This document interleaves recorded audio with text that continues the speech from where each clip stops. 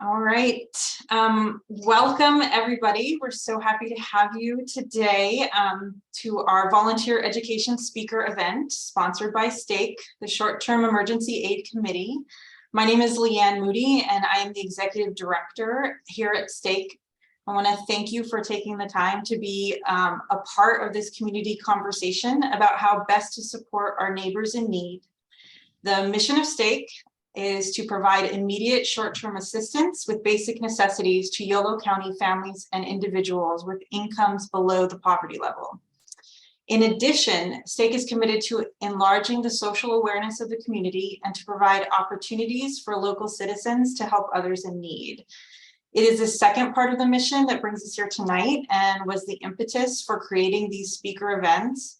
Our purpose is to provide a forum for local experts in fields related to STEAC's mission, including things like poverty, homelessness, and food insecurity, to provide knowledge and perspective to our STEAC community of staff, volunteers, and donors. Our intention is also to add to the community conversation around poverty and to increase public awareness and inform our actions as individuals and as an organization. We have a really wonderful speaker for you tonight. I'm going to hand things over to Katie Zane, who will do our introductions and get you started. Thank you all for joining us. Hello, everyone. Great to see everybody here tonight, and especially Dr. Fetter. Many of you know who I am, but for those who don't, my name is Katie Zane. I'm the grants manager at STEAC. For tonight's webinar format, we'll start with a speaker introduction, followed by a 40 to 50 minute presentation. And we will end with a question and answer session. So I'm excited to have Dr. Fetter here. Dr. Fetter is an assistant professor of teaching nutrition in the Department of Nutrition at UC Davis. She teaches a general nutrition class online and in person, so she gets the opportunity to work with over 1,200 students a quarter. I can't believe that. That's amazing. Grading papers must be really hard. I have a TA team. What's that? What? Oh. I have a TA team that helps me out yes. with all the grading. She also conducts research related to student learning and is currently investigating differences between online and in-person education. Dr. Fetter enjoys talking and writing about nutrition. Hearing misconceptions about nutrition motivated her to create her own blog and social media handles to discuss current nutrition trends and research. Dr. Fetter's approach to nutrition is that there are many ways to engage in healthful habits and behaviors, and there's no one right way to be healthy. She is an advocate for variety in moderation and believes that in a healthy diet, there's always room for a piece of cheese. Oh yes, that cheese looks delicious too. It's super good. All right, I'm going to hand it over to you, Dr. Fetter. Awesome. Well, thank you all so much for having me here today and for taking the time out of your Tuesday evening to be here. So I'm going to go ahead and pull up some slides. So we got a nice visual to go along the way. And so I put together a slide set, but really I'm happy to go in any direction that people want, answer any questions. One of my favorite things is talking about nutrition and talking about misconceptions and everything. And what your organization does is so valuable and very needed. And it was a really great experience to get the chance to tour the pantry and see what's going on at the facility. So I titled this talk, Inclusive Ways to Improve Access to Healthy Foods, because of the fundamental mission that we all deserve to have access to safe, appropriate, and healthful food. So I know that we're all on Zoom, and whenever we do presentations on Zoom, I feel like it ends up being a bunch of like blank Zoom boxes. So if you're in a place where you're able to do so, feel free to put your video on. If not, I understand. I turn my video off all the time. Or you can also add a picture, whether it's you or like a pet or something like that. And I figured that we can maybe like start with a little bit of interaction. And so this is what I call a think share that I do on Zoom. So to take a few seconds to think to yourself and then share out, sharing out what are some barriers to healthy eating. And don't worry, I'm not going to put everyone into breakout rooms. That's when everyone logs off the Zoom room. Time, lack of time. Lack of time, Lack of money. Money, not having enough funds, Cravings. cravings, education, education can play a role, Food deserts. food deserts, so not having appropriate access to healthy and safe food, being within many miles of a grocery store with fresh produce. One of the things one of the things you and I talked about was not having the equipment to cook proper food. Yeah, or many people don't have access to a kitchen.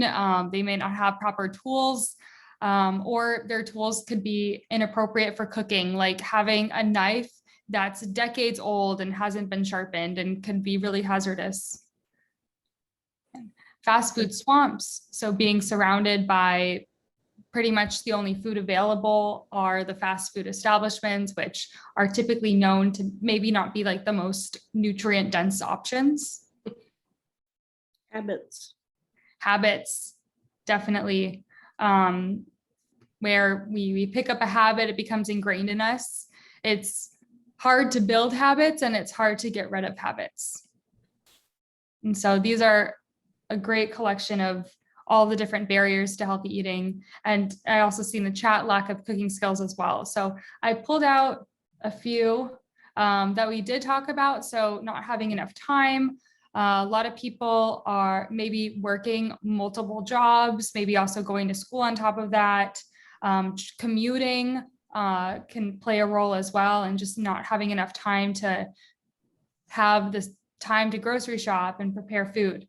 There's also this big kind of, I want to call it like a misconception that healthy food is expensive, because I'm going to throw it out there that it's going to depend on what you're deeming to be healthy food. Like if you're thinking, okay, healthy food has to be some prepared like $15 smoothie and this gourmet $25 salad, then yes, then healthy food will be expensive. But having healthy food does not need to be expensive.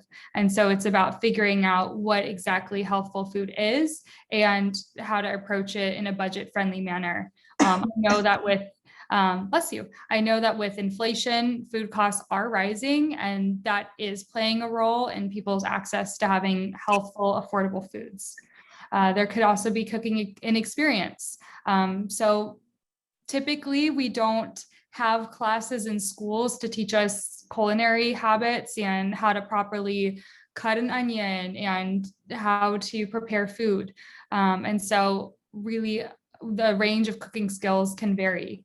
People may not have access to a kitchen or kitchen tools to, many people find that vegetables aren't keeping them as full as maybe something else, like a fast food option might be more satiating in the moment.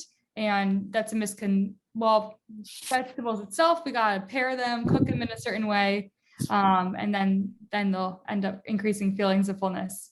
And then some people can encounter this portion size control. I call it the leftover dilemma.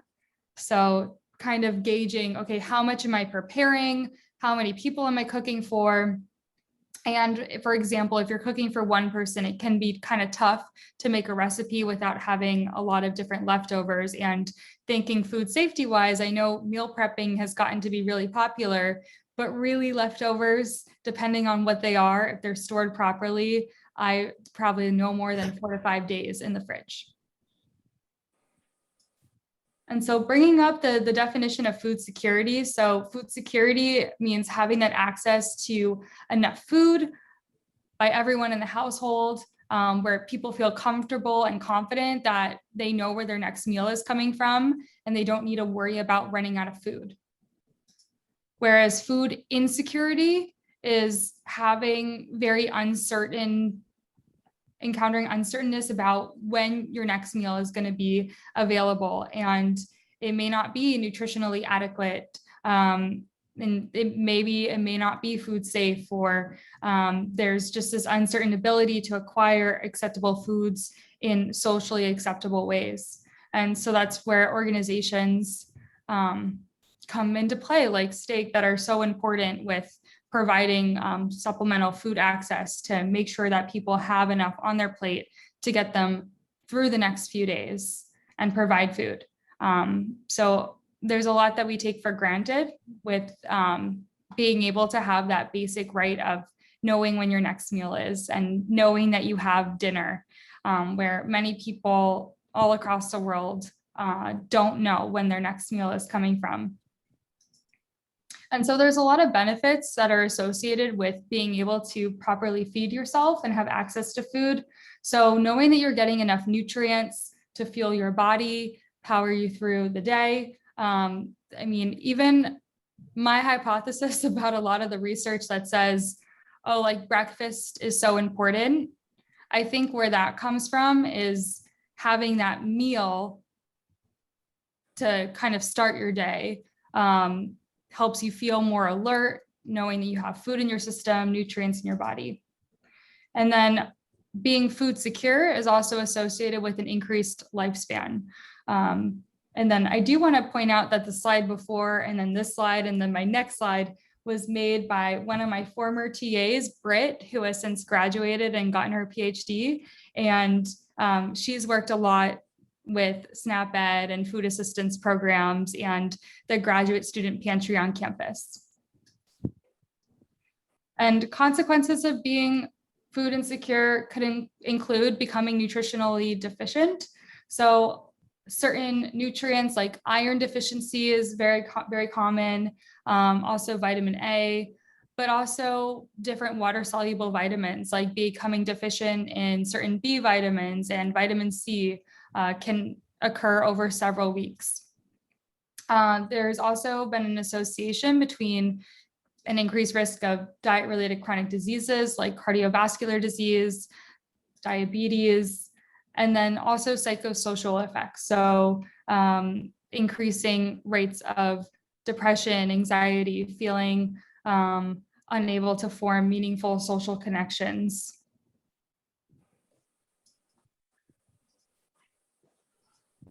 And so this kind of like ties into play. It's always something to keep in mind because we always hear about the different diet-related chronic diseases in the United States, and food security certainly contributes, where there's many different forms of food insecurity.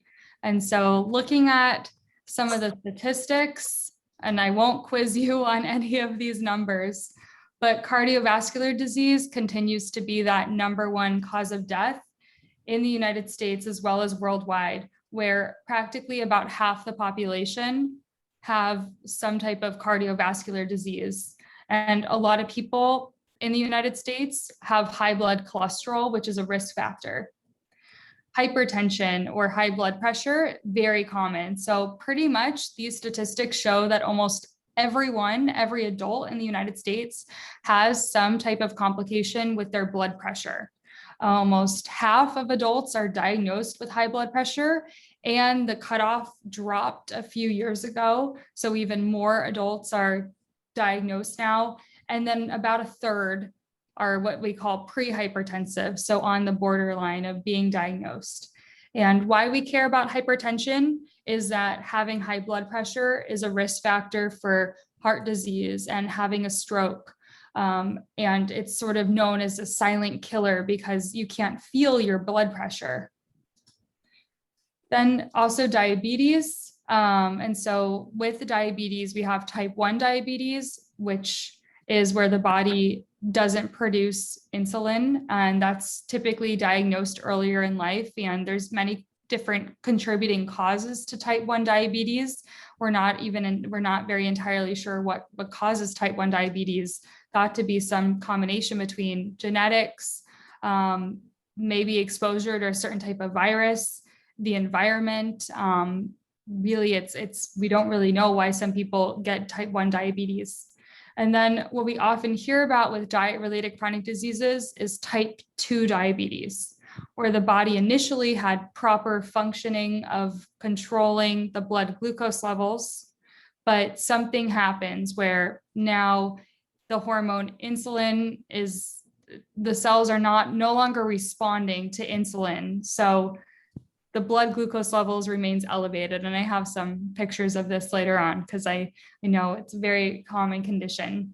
And there is a pretty strong diet and physical activity connection with type 2 diabetes.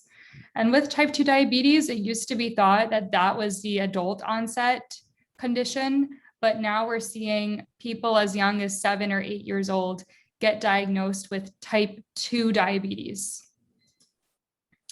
Cancer, unfortunately affects almost half of the people in the United States in their lifetime. And the statistics kind of show that maybe approximately 30 to 60% of cancer cases could be prevented through different dietary changes and lifestyle changes. Not all cancer, but some cancers have a strong dietary and physical activity link, like breast cancer, colon cancer, stomach cancer, bladder cancer, prostate cancer. And then we have this condition of osteoporosis, which is where the bones become very weak and porous, and unfortunately cause a lot of complications and fractures and lowers quality of life. And it's a very common condition where about half of females and a quarter of males will have some type of related fracture. And so I bring this up to kind of show just some sampling of the chronic diseases that we have in the United States, and to represent that all of these have some type of diet or activity tied to them. So there's things that we can do to help lower our risk. And people who are food insecure are at increased risk of many of these diseases.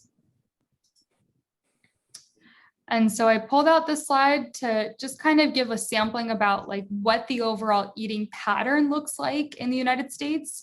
And typically when I teach students and when I work with people about nutrition, I like to call what we eat an eating pattern, because that refers to this combination of foods and beverages that make up our dietary intake, rather than calling it a diet.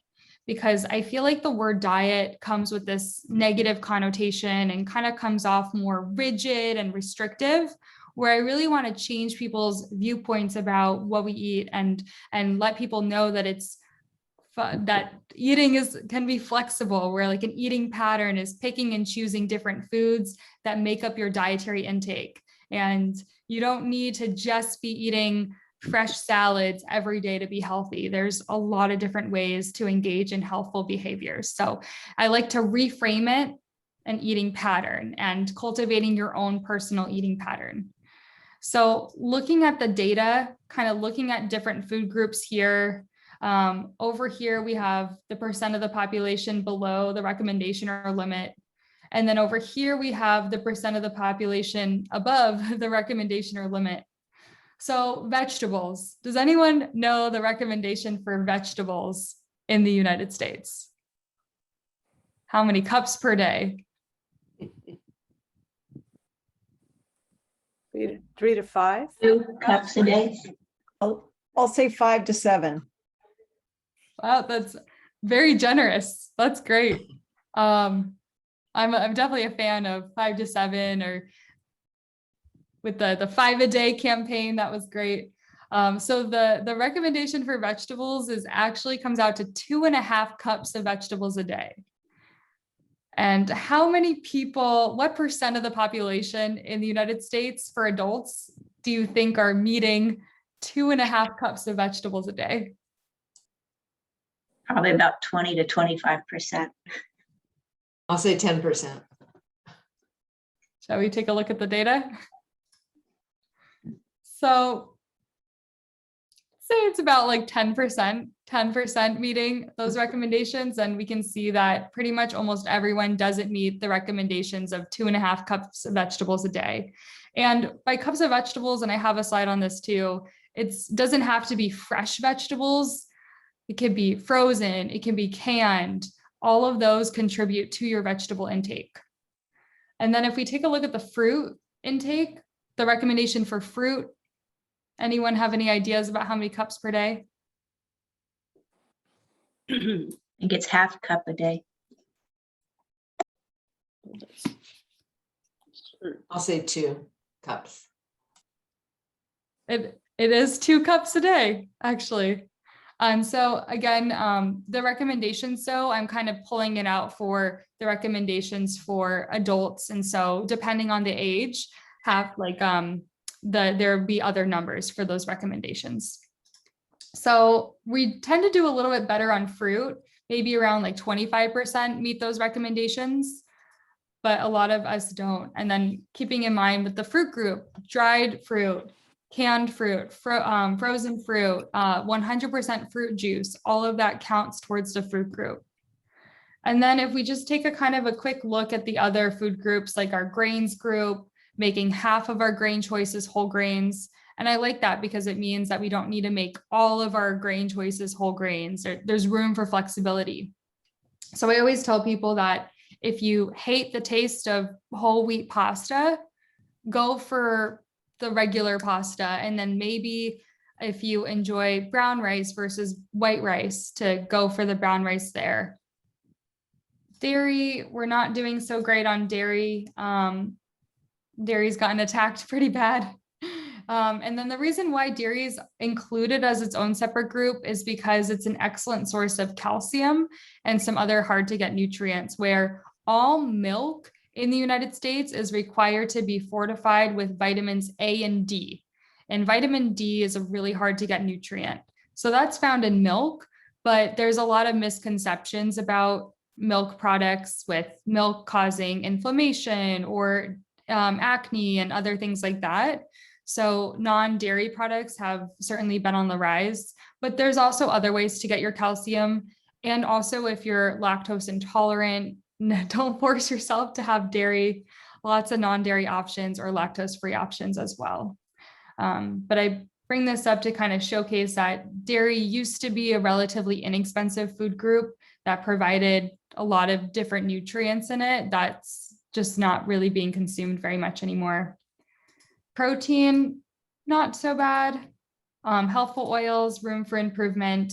And then how do you all think that we're doing on added sugar, saturated fat, and sodium?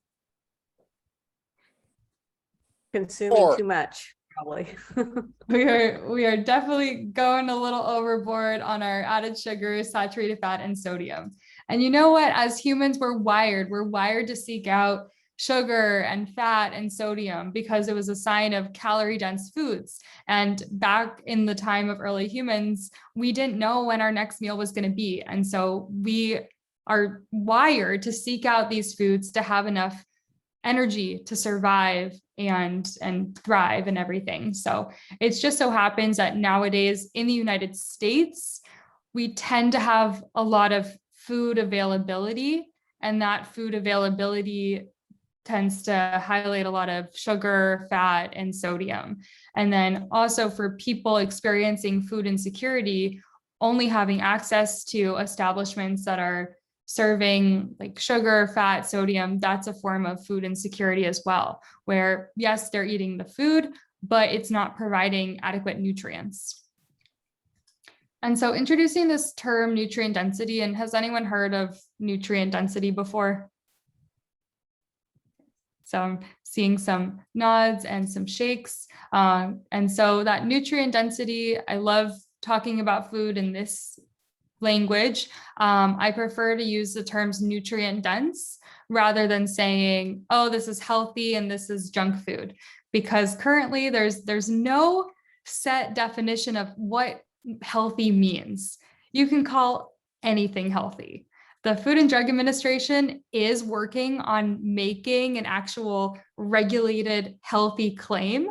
They're soliciting feedback and recruiting experts to participate in that as well. But currently anything can be healthy. And then I don't like using the term like junk food, because I'd rather not classify or kind of demote food or attach feelings towards food, because at the end of the day, all of these foods fit.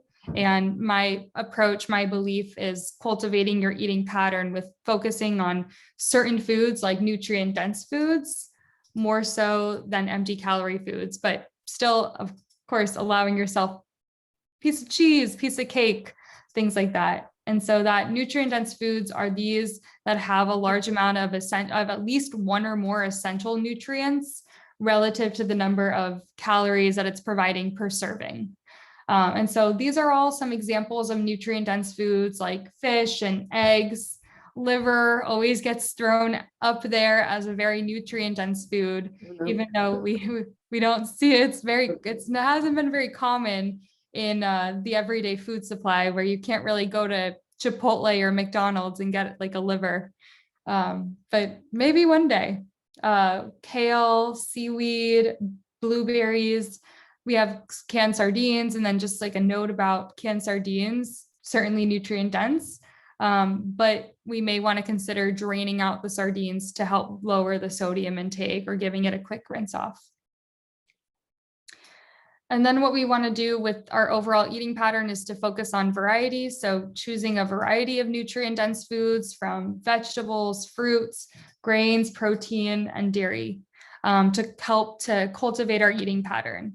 And so people experiencing food insecurity have a very limited range of food options. And that's where programs like STEAC come in to be able to add variety and nutrient density.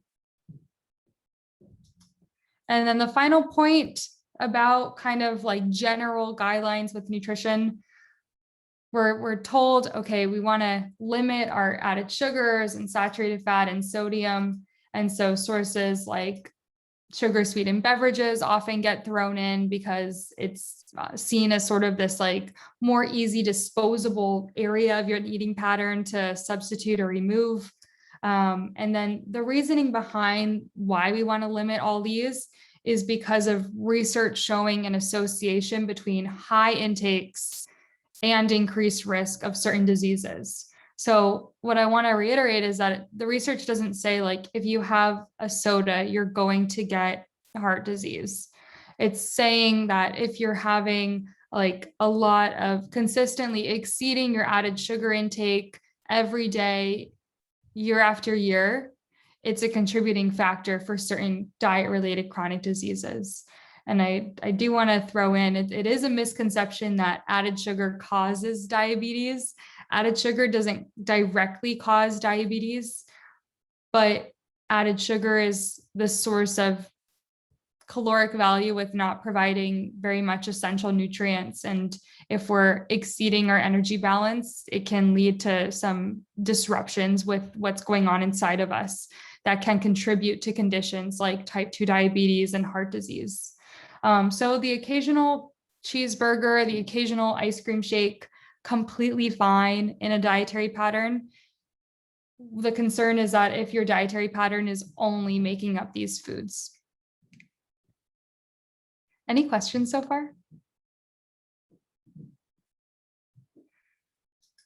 And then taking a look at data, I love data. I pulled these out to take a look at and see like, okay, where in our eating pattern in the United States are these foods coming from? So does anyone have any ideas about what some of the sources of added sugar are in our food supply? Corn. Corn. High fructose corn syrup. Okay, there we go. So high fructose corn syrup would be considered one of the added sugars, very popular one because it's really it's inexpensive. It's cheaper than table sugar and it tastes sweeter because it has more fructose in it compared to glucose. Cereals? Cereals. Definitely could be depending on the type of cereal. Definitely a big difference between Fruity Pebbles and Cheerios.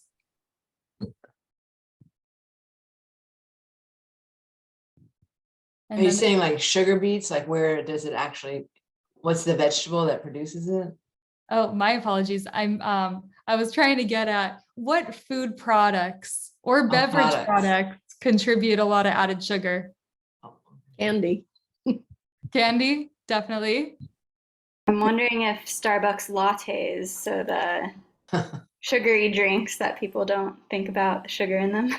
That's actually the number one source of added sugar. So all of those, what's kind of deemed sugar sweetened beverages, which does include Starbucks Frappuccinos and different drinks with all the syrups in it. And so sodas, energy drinks, fruit drinks, coffee and tea, and as well as alcoholic beverages. So most of the added sugar comes from these beverages. So that's also why there's a lot of programs and policies to target sugar sweetened beverages. But we can see a fair amount coming from snacks and sweets.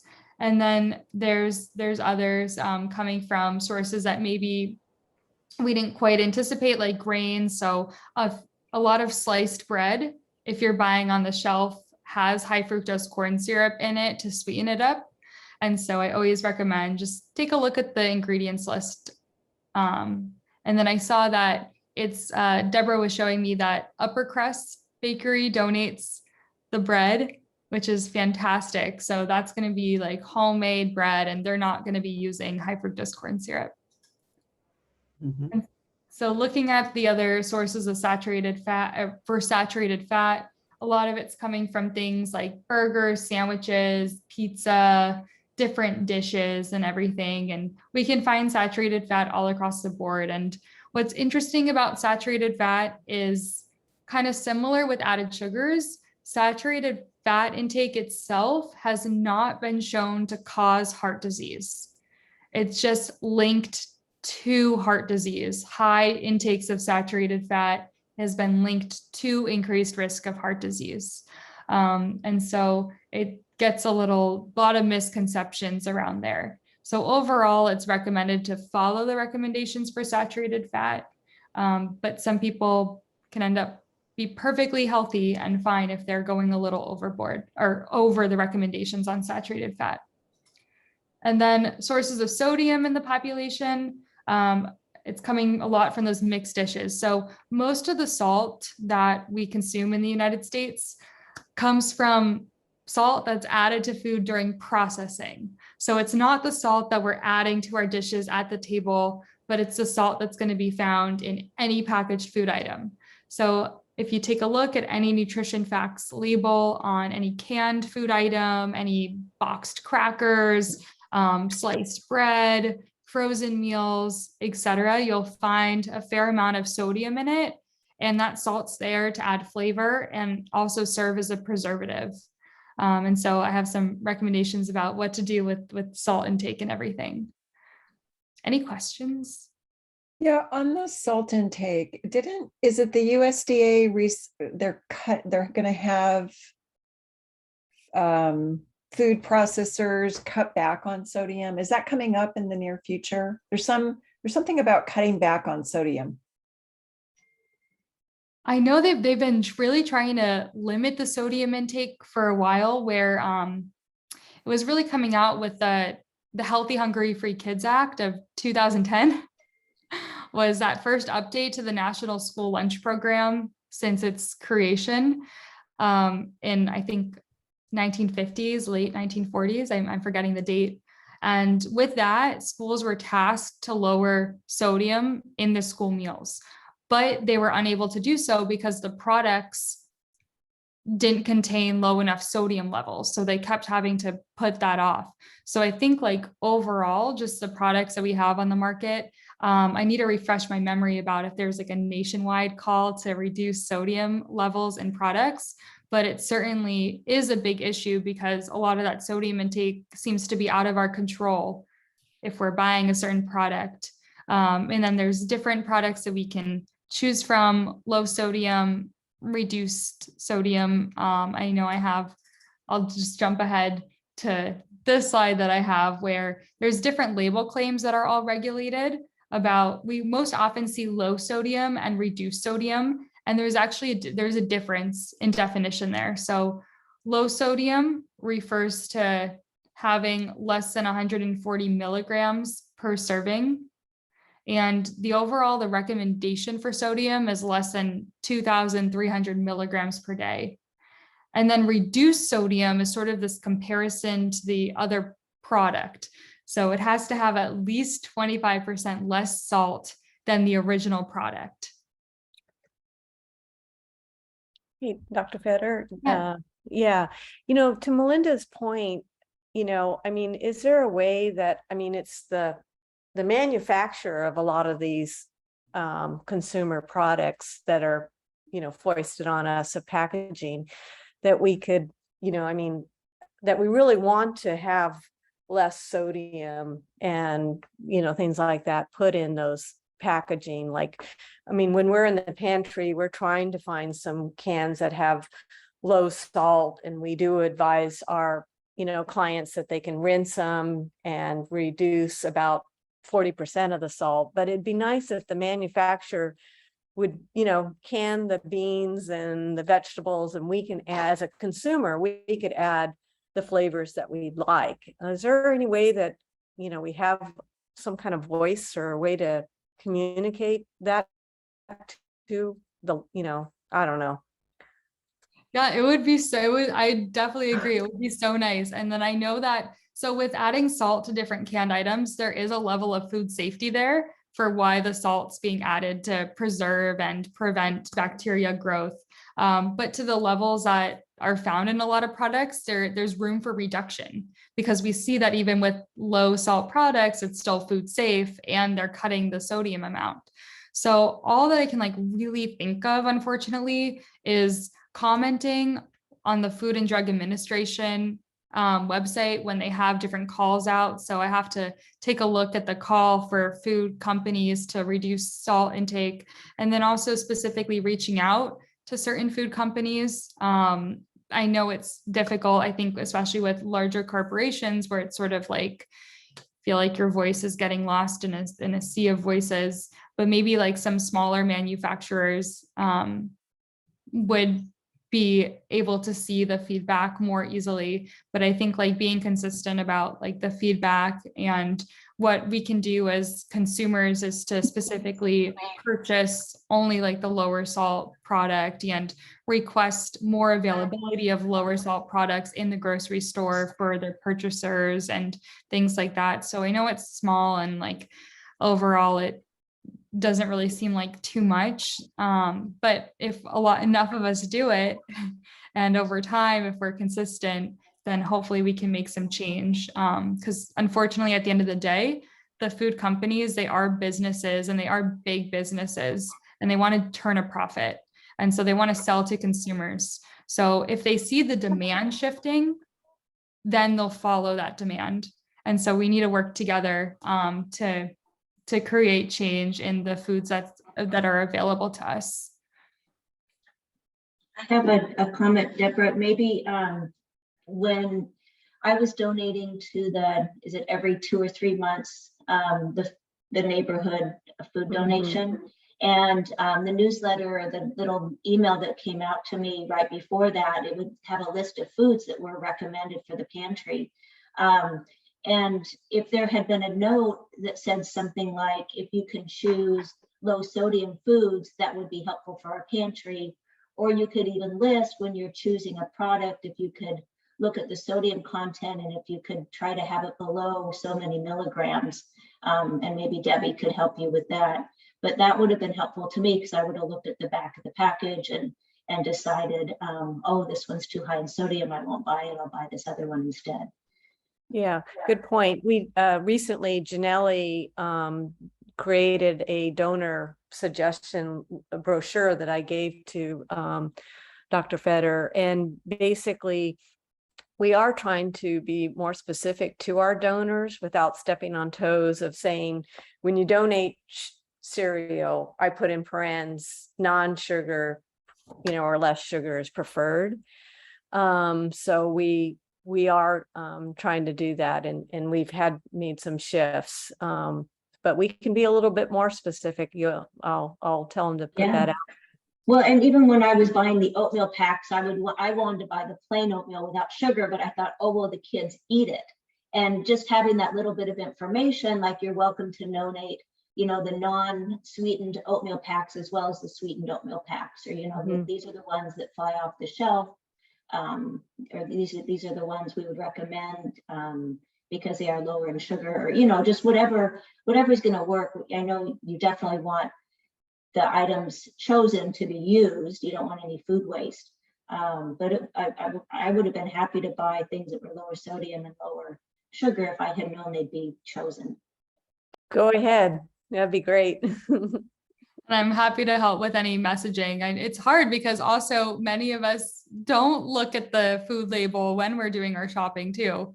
And so I figure this is a good transition to jump ahead to maybe like some of the food pantry options to pack for clients. And so kind of starting with that, people may have dietary restrictions.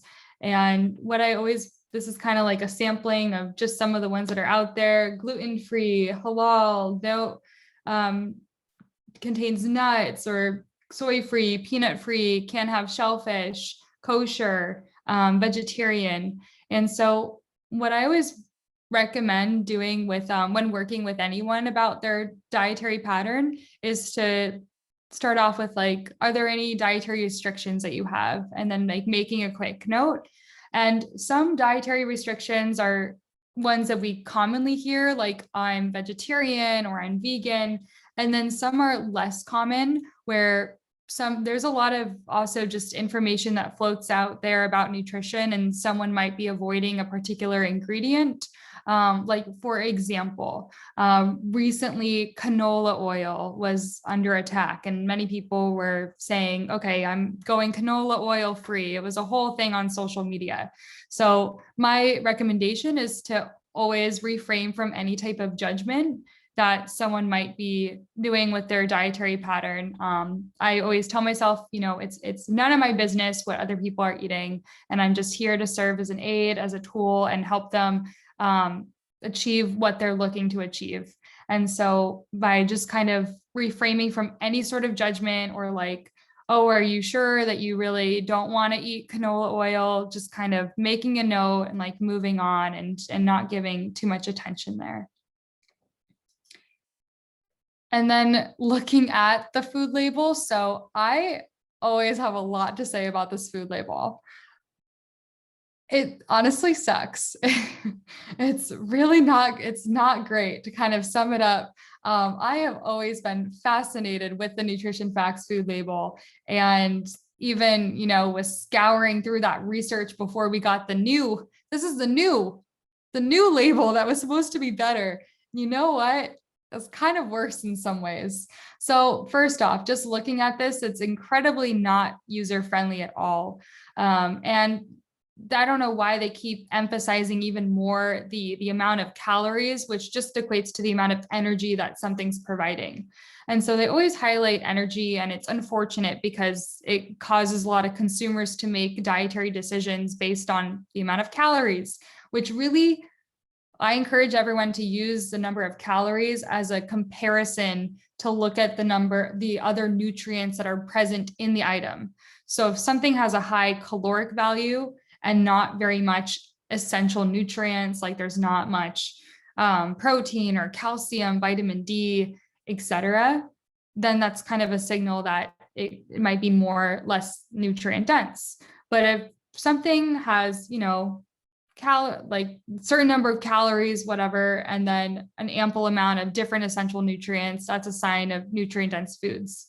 But a lot of the things on the label are really counterintuitive, and it's really difficult to conceptualize, like, what does 8 grams of fat mean?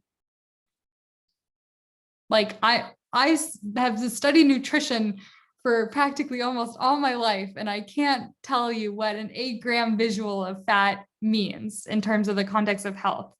And so on the food label, they put these percent daily values that are meant to be designed to help consumers make decisions about their food. So they have these percent daily values where it's sort of meant to say, okay, if you chose this food item and you had a serving of this item, you would meet 7% of your sodium recommendation. But the thing about the daily value is that they're meant to be sort of like a one size fits all approach. They're based on a 2,000 calorie diet. Not everyone needs to be consuming a 2,000 calorie diet. Some of us less, some of us more, and that depends on a number of factors.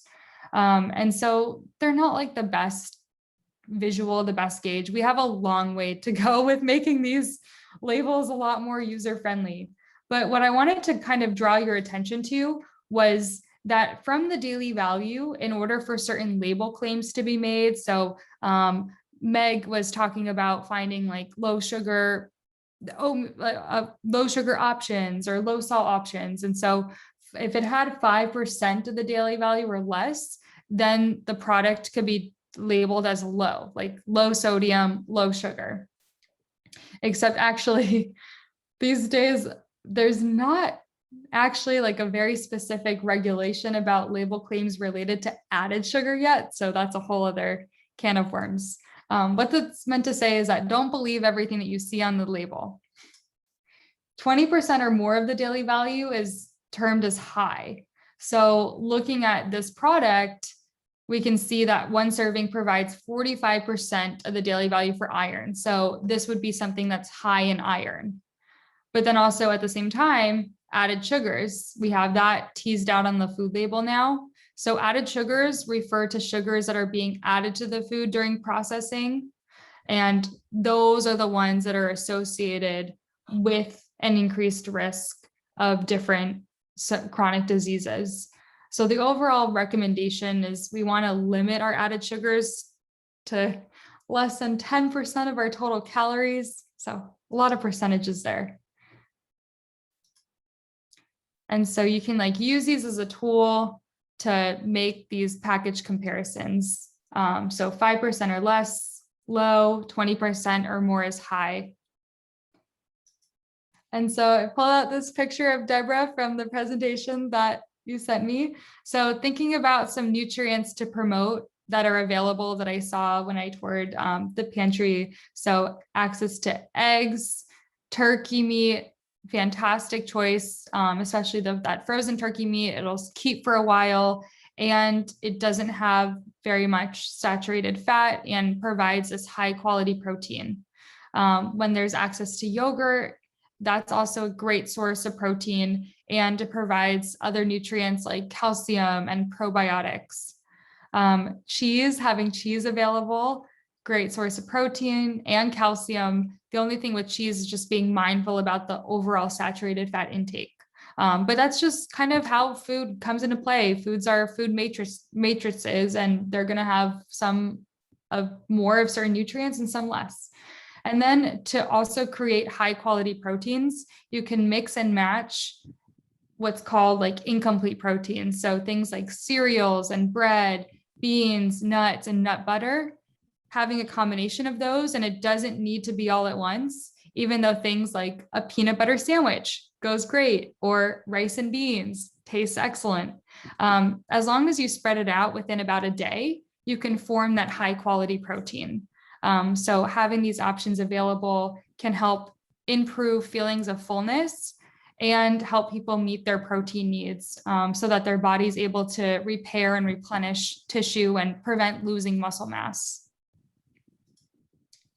Other things that I pulled out is focusing on fiber.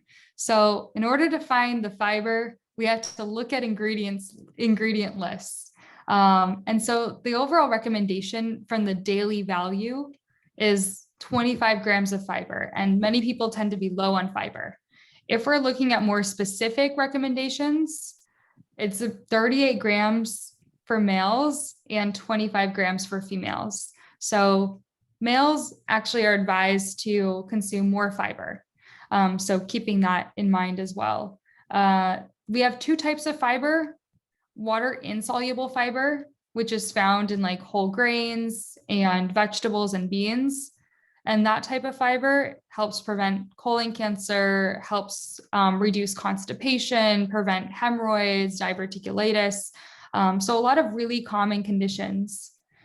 And with that water insoluble fiber, I saw there's a lot of great options at the pantry. So with grains, you're going to want to check that ingredients list. A lot of times, don't need, like, take a glance at that nutrition facts label. But again, I mentioned that it kind of sucks. It doesn't tell the full story. With fiber, take a look at the ingredients list. And the first ingredient should say something like 100% whole grain or 100% whole wheat. And that's a signal that that's a whole grain product. a lot of products are what they call multi-grain. And I don't know what they did. It's marketing magic, but multi-grain sounds healthier than whole grain, right? I always think like multi-grain, oh, this has like all the grains. But what multi-grain actually means is that it's a combination of whole grain and refined grain, which is also fine. But if you're looking to boost fiber, go for the 100% whole grain option.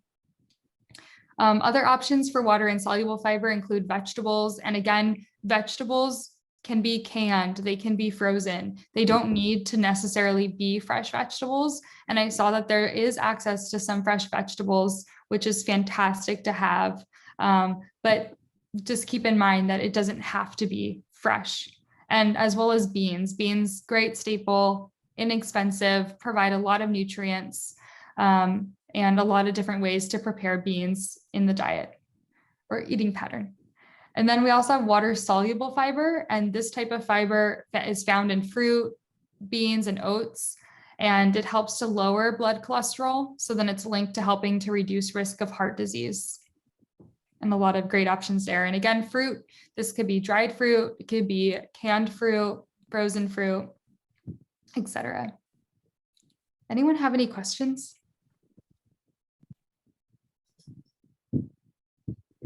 And then focusing on healthful fats too. I feel like often we're told, okay, like avoid fat. I mean, I grew up in the low fat craze where everything was low fat. And then now I think there's been a little bit more of a shift into maybe we need to be a little bit more mindful of fat intake, where now it seems to be all about the keto diet, which is a very high fat diet. Most people don't actually end up doing the ketogenic diet properly because you have to make 85% of your calories from fat, which is very difficult. But when focusing on fat, keeping around, I mean, general recommendations are with fat is keeping less than 35% of your energy intake from fat and keeping less than 10% of your energy intake from saturated fat. But focusing on what's called monounsaturated fats, which are found in olive oil and avocado, canola oil, peanut oil. And peanut oil is relatively an inexpensive cooking oil to use. And then especially that refined peanut oil has not been shown to cause peanut allergens too in most people. So always, if someone has a peanut allergy, always best to be cautious, but just throwing that out there. But what we see with monounsaturated fats is it helps to improve blood cholesterol levels. Overall, the recommendation really at the end of the day, substituting out saturated fat sources for unsaturated fat sources. And then if you can, adding in omega-3s, those have been linked to improved benefits like improved cognitive ability. And then a lot of products these days are fortified with omega-3s. So you can even find like eggs with omega-3 because those hens were given feed with omega-3s, or you can find omega-3 fortified into different cereals and grains, milk, dairy products. So a lot of ways to enhance the food product that is available. And then also something to keep in mind about the food label is that if a product has less than 0.5 grams of fat per serving, the manufacturer can say 0 grams on the label. And so this could be an issue if it's a product that has multiple servings in the container, because you can unknowingly be consuming sources of different fats. This was especially an issue when industrial trans fats were in our food supply, with a lot of companies essentially just kind of making it like 0.4 grams of trans fat per serving, and they can say 0 on the label. Now, since 2019, industrial trans fats have been removed from the United States food supply. It's been replaced with a combination of a saturated fat and unsaturated fat, so most typically palm oil. But then there's also these kind of relatively new interesterified fats on the market, and those are not required to be listed on the label yet. We still don't know much about them. Just something to keep in mind that there's just, again, the food label, it's not as transparent as it should be. And then about low sugar food choices. So, oh, sorry. Can I ask a question about the oils? When you get a vegetable oil, because I think that's often what steak will say that they need vegetable oil, and you buy the product vegetable oil. What is that? That's not a monounsaturated fat, but it's an unsaturated fat, correct? Yes, correct. So most vegetable oils are going to be sources of linoleic fat or omega-6, high in that. So all food fats contain a combination of different fatty acids. So even like olive oil, it's going to have some polyunsaturated fat and saturated fats in it. It's all like a mix, which is kind of neat. So vegetable oils are the dominant fat is going to be that polyunsaturated omega-6.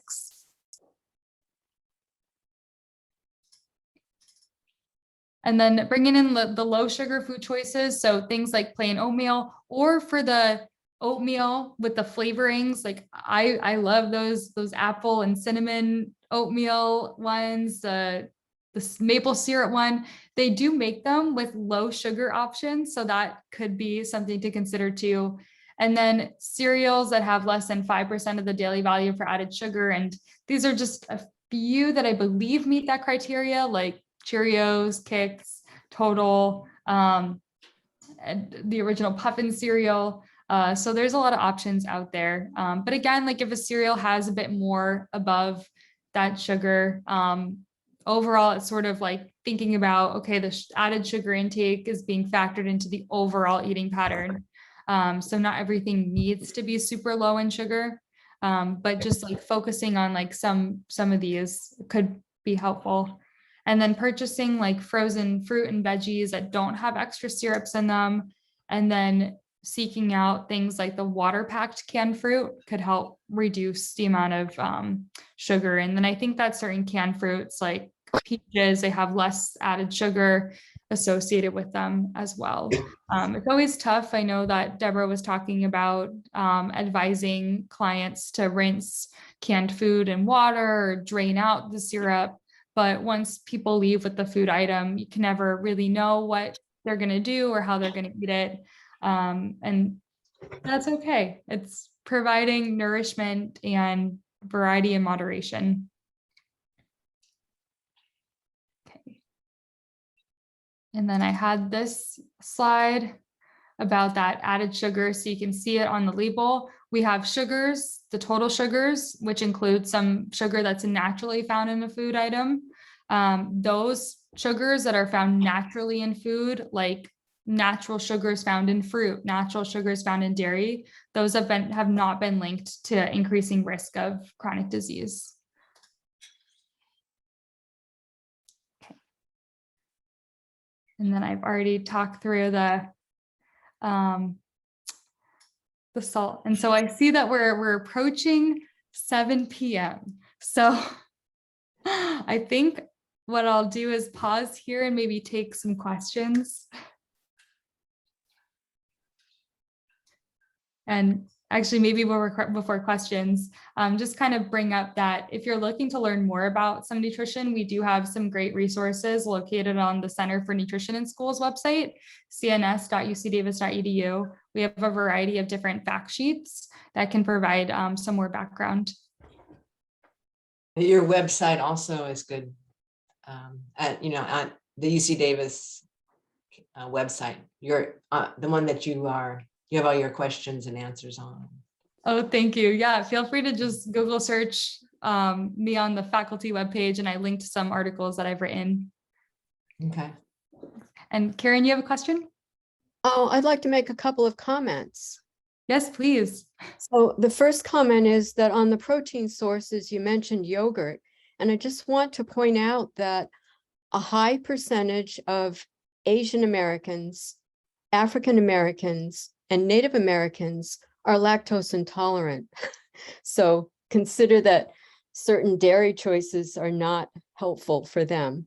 Oh, for sure. Yes. And then with yogurt, actually, because it contains bacteria, it's found to be tolerable by most people who are lactose intolerant, because a lot of the lactose sugar has already been pre-digested, but it's going to vary person to person for sure. And then there's also lactose-free yogurt options. And then my second comment relates to the discussion of fiber. You mentioned percentages that are helpful for men and women to have, and the two different kinds, soluble and insoluble. But I'd like to mention also that for the gut microbiome, which is vital to keep healthy, they live almost exclusively on fiber. So that's one of the key reasons to consume fiber, is so that our gut microbiome will be happy. And second of all, that fiber is only found in plants. So there's no fiber in meat sources, dairy, or eggs. So Yeah. that's all. Yeah, no, thank you for bringing that in. I know I didn't include anything about the gut microbiota. Definitely a very fascinating part of our human body and contributes a lot to health. And yes, fiber is only found in plant products because it's part of that plant cell wall and structure and everything. Hi, there's the rub. And then Did anyone I have? was, oh, Go ahead. I was wondering what recommendations you would have for our food pantry. Was there something that you saw that we shouldn't do or should do or have more of or less of? I think it looked like a beautiful place, like where everything was like very nicely organized. It was like a welcoming space, which I think is so key. So then it kind of reduces any type of misconception or maybe like feeling embarrassed about seeking out food assistance, where like it literally looked like a grocery store. And so I think that was really important. And I can tell that a lot of care and effort was put into organizing and making everything look visually appealing. And I think that, the food options looked great. There was a variety of different choices, also access to fresh produce and frozen meat, which can be really hard to come by. And then I know that the UC Davis students are always looking for ways to get involved. And I know students would love to get involved more. And I loved how Deborah had given me the recipe book that she had written. And I think that like one thing that you might already, I think you're already doing a little bit of this, but something that could be great is on different pickup days to have like a food demo or like a food sample available with some of the items that they're getting. And then like a little recipe card to take home, and like keeping like with the theme of how Deborah structured the recipes to be like very simple, minimal cooking expertise required, opportunities for substituting ingredients.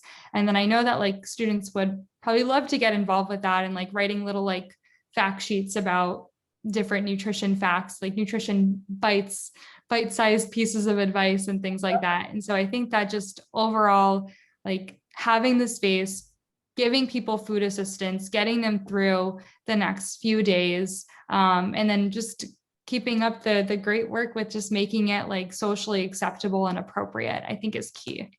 Because at the end of the day, my approach is variety and moderation. Things don't all need to be low sugar. If someone comes for a pickup one week, they get the low sugar cereal. They come for the pickup next week, they get the medium sugar cereal, kind of giving and taking. And that's just what an eating pattern is. And I think that things don't need to be very restricted in order to be considered healthy. And I think that it looked like a great space.